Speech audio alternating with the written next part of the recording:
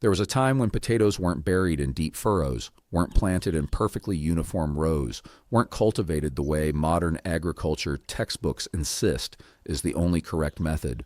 In the early 1900s, small farmers in forgotten corners of Europe quietly used a technique that produced up to 4 times more tuberose from the same patch of ground. It required no purchased fertilizer, no chemicals of any kind, almost no back-breaking labor. The manual work was reduced to a fraction of conventional methods. Then this technique vanished from agricultural school manuals and collective memory, not because it failed. Records prove it worked flawlessly. It disappeared because it worked too well outside the industrial system they were building at that time. A method that quadruples harvest without buying anything doesn't interest those selling inputs. Stay until the end of this video. I'm going to show you step by step how this method works and how you can apply it today in your own garden or farm. This is the story of a technique that fed families for generations, was documented by agronomists, validated by abundant harvest, then erased from the books because it didn't serve the machine. Before we open this vault, if these stories matter to you, the best way to preserve this wisdom is simple. Subscribe, hit the bell, and share these vaults with those who need to remember what we forgot. The archive opens in 1903. Agricultural bulletins from Eastern Europe, rural Russia, and remote regions of France began documenting an unusual practice that small farmers had been using for decades.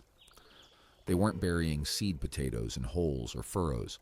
They placed them directly on the soil surface, covered them with a thick layer of straw, old hay, leaves, or any available organic matter, and didn't touch the soil again until harvest.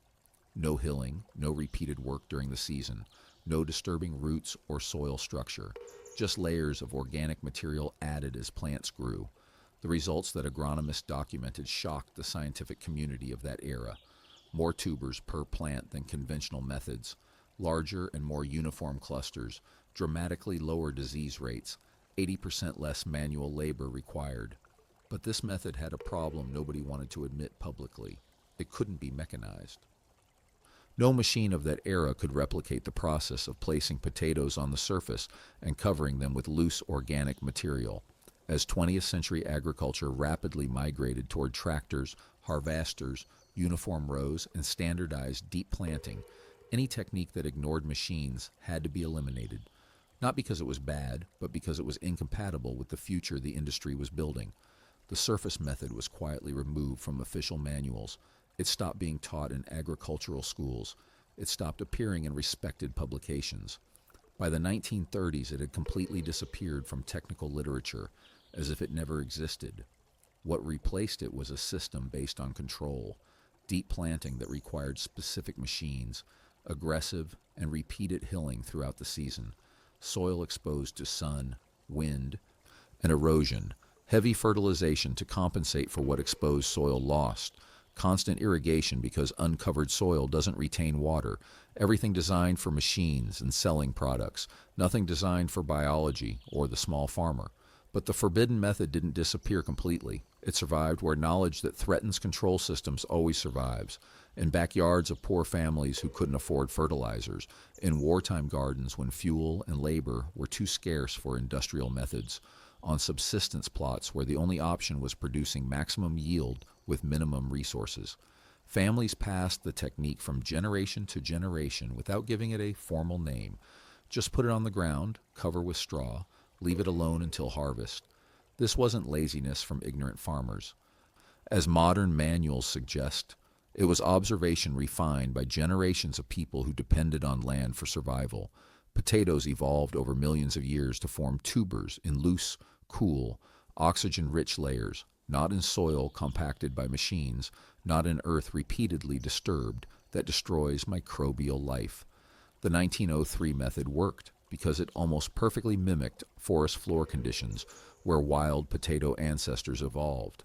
Layers of decomposing organic material, protection against extreme temperatures, constant moisture without waterlogging, abundant microbial life feeding the roots. And when harvest tripled using this simple system, the method became an existential threat to entire industries built on unnecessary effort, wasted fuel, and inputs sold every season. A technique that works better with less has no place in a system that profits by selling more. The forbidden method is technically simple, but every detail matters for the final result. Seed potatoes are placed directly on the soil surface without digging any hole or furrow. The soil isn't removed or prepared conventionally, just leveled and cleared of large weeds. Spacing between potatoes is wider than conventional rows, approximately 16 to 20 inches in all directions, allowing tubers to expand laterally without competition. The soil underneath remains completely intact throughout the process, preserving fungal networks that took years to form and microbial structure essential for plant nutrition. Then comes the step that defines the entire method: cover, don't bury. A thick layer of straw, old hay, leaves, or mixed organic matter is placed over the potatoes, covering them completely. Initial depth of 8 to 12 inches minimum. As plants grow and shoots penetrate the covering, more organic material is added on top. Never soil, never mineral earth. Only organic layers that decompose slowly throughout the season. This creates a living mound that behaves completely differently from compacted soil. Organic layers regulate temperature, keeping roots cool in heat and protected in cold. They retain moisture like a sponge, gradually releasing it to roots. They allow oxygen to penetrate freely to forming tubers. Tubers form upward and sideways, expanding in available space, not compressed downward against hard soil. This almost completely eliminates deformed growth and rot common in conventional methods. More importantly, stolons that produce tubers form continuously at each layer level. In traditional planting, repeated hilling ends up cutting and damaging potential growth zones. In the layering method, each new addition of organic material becomes a new opportunity for additional tuber formation. This is where production multiplies in a way that seems impossible. A single seed potato can produce tubers at 3, 4, or 5 different vertical levels. Not one harvest zone like conventional methods, but several zones stacked and producing simultaneously. The benefits go beyond production. Pests decrease dramatically because beetles and other insects have difficulty locating plants buried under layers of strong-smelling organic material. Soil-borne diseases fail without compacted, exposed earth where they normally proliferate. Blight and other fungal diseases spread much slower due to better airflow between plants and reduced rain splash that normally transports spores from soil to leaves. Irrigation becomes almost optional. Organic covering retains moisture so efficiently that even during dry periods, plants rarely show water stress. Harvest is the most satisfying part. No digging, no damaging tubers with tools. Straw layers simply part with hands, and clean potatoes appear ready to be collected. During the First and Second World Wars, the method briefly returned to Europe. Potatoes grown in straw fed entire villages when tractor fuel was rationed and young men were at the front, leaving farms without labor. It worked perfectly when survival was at stake. After the wars, it disappeared again. Post-war industrial agriculture demanded speed above all, predictability for financial planning, and visual uniformity for markets that bought by appearance. A method that produced abundance but couldn't be controlled or standardized had no place in that new world. Even home gardeners were actively discouraged by publications warning about rodents, fungi, and rot. Yet scientific tests repeatedly showed lower disease rates when airflow and microbial life were preserved by organic covering. The truth was simpler and more uncomfortable. A method that produces more with less directly threatens economic systems built on selling more inputs every season.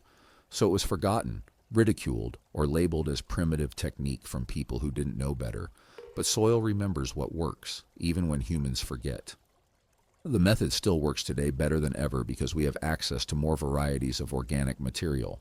Modern gardeners rediscovering the technique report harvest 2 to 3 times larger than conventional furrow planting.